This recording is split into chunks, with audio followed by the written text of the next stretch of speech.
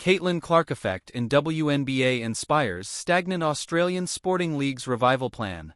Caitlin Clark has always been the crowd puller in chief. While some were surprised at the Caitlin Clark effect, after she came into the WNBA last year, the ones who followed her from her Iowa days expected nothing less. During her 4 years at Iowa, the average attendance increased from around 5,000 to a whopping 13,877 when she left. And even in the year after, the attendance dropped to 9,890, further making the case that it was Clark driving the interest. The effect was always going to be greater magnitude in the WNBA, as it was an upgrade from college ball to proper professional basketball. But people had no idea just how much it was going to be. Among the 24 WNBA broadcasts that drew at least 1 million viewers during the 2024 season, Clark appeared in 21 of them.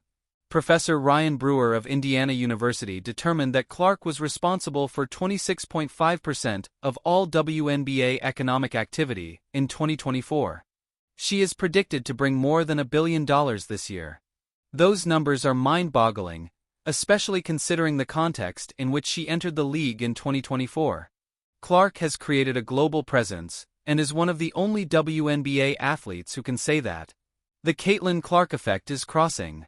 The AFLW, the Premier League for Australian rules football competition for women in Australia, is taking a page out of the WNBA's book. Their new general manager, Emma Moore, said the AFL wanted to harness the Caitlin Clark effect, referring to an increase in women's sport viewership and attendance driven by stardom. The huge opportunity that we have in AFLW is the vast volume of players that we have to begin with, and the incredible skills, personalities and champions of themselves in the sport they play, what they bring, Moore said. The league has hit rock bottom.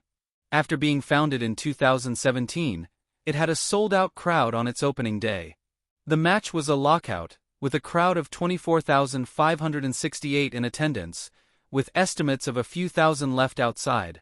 The AFL CEO at the time even apologized to ones who missed out. The league has fallen from that ever since, as the average crowds currently look at just 2,660. The league is also losing $32.5 million per year, as it is struggling with a host of problems. Even with these problems, Moore hopes to form rigid connections between the fans and the players, like Clark in the W. Moore further said, "So we really want to unlock that opportunity for them, and so it's really clear for us that going forward, a key play in growing our fan base is growing that connection between our fans and their players. Big names attract fans. That has been the way of sports throughout history. Take any sport, any time, the best players have sold the most tickets and earned the big bucks. The Saudi Pro League in men's soccer brought in Cristiano Ronaldo and increased stadium attendance by 20% in his home games, 15% at away games, and even 3% at stadiums where he didn't play, purely because due to the superstar effect. The soccer league in the US has seen a similar rise after Lionel Messi was signed. However, things are not so easy to get this Caitlin Clark effect, as the league will face a host of challenges. Why trying to artificially induce Caitlin Clark effect can bring problems. Caitlin Clark isn't some lab-grown superstar. She just plays like it. Her meteoric rise is the product of years of grit, determination, and relentless work. Clark embodies the new era of the female athlete, winning games in jaw-dropping, last-second fashion, shattering records that had stood for half a century, which many of them held by men, and earning the respect of NBA legends. Her decision to stay close to home for college only added to her legend, while her achievements at a relatable 6 feet tall show the next generation that greatness isn't about fitting a mold. She has grown through the organic interactions with the fans. Even with her injury this year, she is traveling from stadium to stadium signing hundreds of autographs before each game.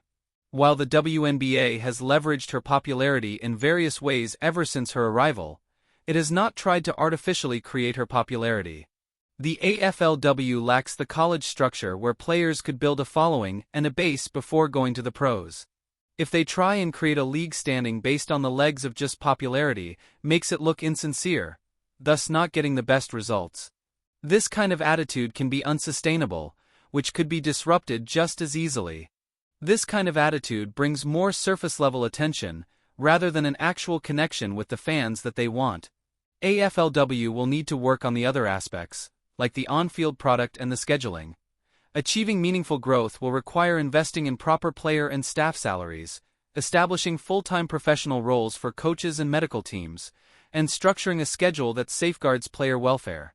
Strategic collaboration with the men's game can drive efficiency and create economies of scale. While the league should maximize the visibility of its top talent through marketing, it must recognize that cultivating a transformative superstar, its version of Caitlin Clark, will take time. Sustainable success will rely on patience, long-term development, and realistic expectations rather than expecting immediate breakthroughs.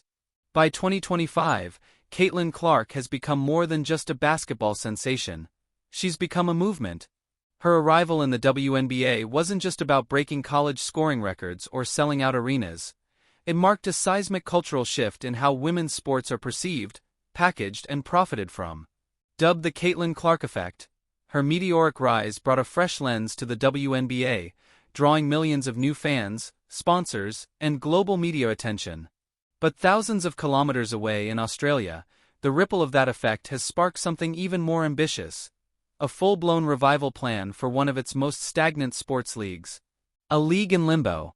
For years, Australia's Women's National Basketball League, WNBL, has quietly existed in the shadow of its male counterpart, the NBL. Despite producing top-tier talent, many of whom go on to play in the WNBA or Olympics, the league has suffered from chronic underfunding, low viewership, and a lack of narrative energy. The WNBL has had the talent, but not the spectacle, says Sarah McMahon, a sports media strategist in Sydney. It needed a jolt, a cultural icon who didn't just play well, but who mattered to the broader public. Enter Caitlin Clark. The Trans-Pacific Spark. Clark's debut WNBA season shattered nearly every conceivable expectation. Record attendance, sold-out merchandise, primetime television deals, and a booming online fanbase. But perhaps more impressively, she started conversations. Around kitchen tables. In schools. On TikTok. Even in distant countries. In Australia, WNBL executives watched with a mix of admiration and envy. But also, inspiration. The question emerged at league meetings: what if we could build our own version of the Caitlin Clark effect? They didn't mean cloning her jump shot or smile. They meant building a system where stories mattered just as much as scores. From players to personalities. One of the first changes: storytelling. The WNBL's new marketing plan doesn't just show highlights, it showcases the humans behind the jerseys. Weekly documentaries, behind-the-scenes footage, and mic'd-up training sessions began rolling out across social media.